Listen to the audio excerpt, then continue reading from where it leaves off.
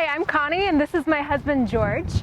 The Bigwinds family is super bummed that we weren't able to offer lessons this year, but if you buy gear or borrow from a friend, here are a couple tips to keep the stoke high and the frustration low as you get out on the water. The first thing you want to do is find a safe practice location. It's common to get blown downwind as you're starting out, so double check that there's a safe downwind exit of where you start. You also want a location that doesn't have too much current or tide, so you can focus on sailing and not getting swept away.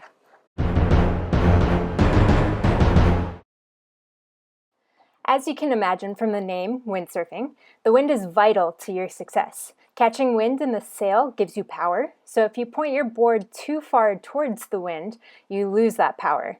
We call that the no-go zone. When you start out, it's easiest to go right across the wind, always sailing perpendicular to where the wind's coming from.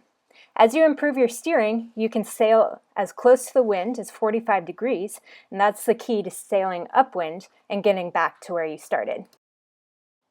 Facing into the wind and sticking your arms out to the side will give you your 2 points to aim at when starting out. To sail upwind, make a 90-degree angle with your arms and pick out a landmark to help you stay on the correct angle. Remember, if you get blown downwind, the angle changes and you will have to repick your landmarks. When you're ready to get onto your board, make sure that your back is to the wind, and then turn your board so that the nose is facing the direction you want to go to start off.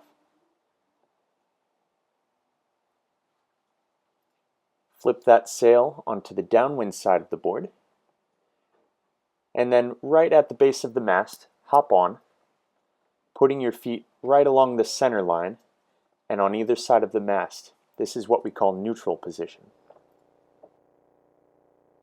Now you're ready to uphaul. Grab that rope and with a twisting, jerking motion, pull using your back, or not if you want to be windsurfing for more than a year. Instead, use the strongest part of your body, your legs. Keep your back straight and lean back to counter the weight of the sail until you're ready to grab the mast.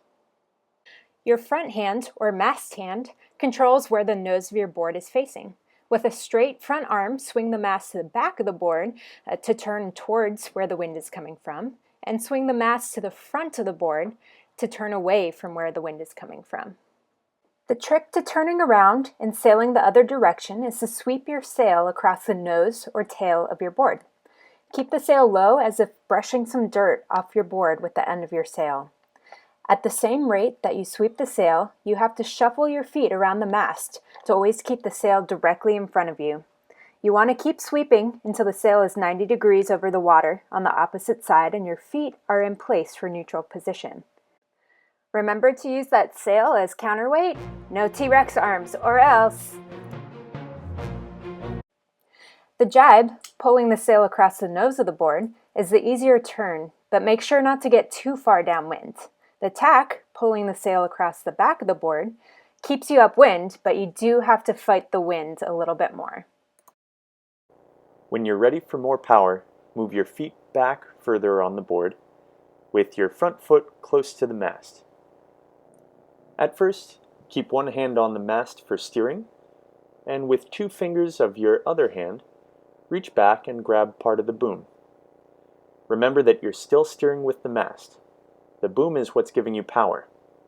So pull the boom towards you to increase the power, and let it go again to decrease power. Once you feel confident in your steering, you can start sailing upwind.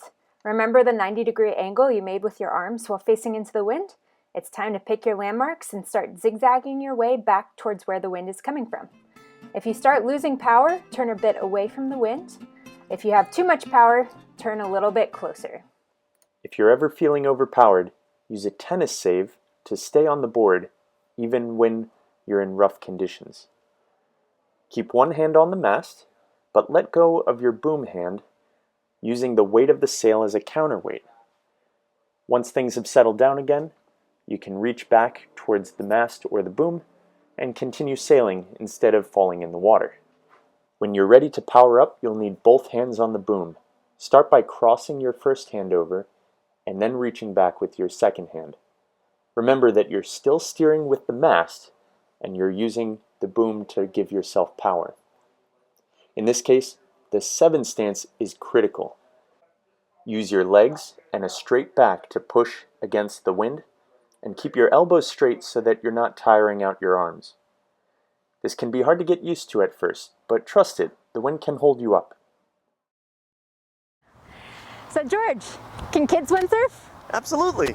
How about your grandparents? Why not? It's all about getting on the right gear, a big floaty board, and a small sail to start out with, and before you know it, you'll be doing this on the water.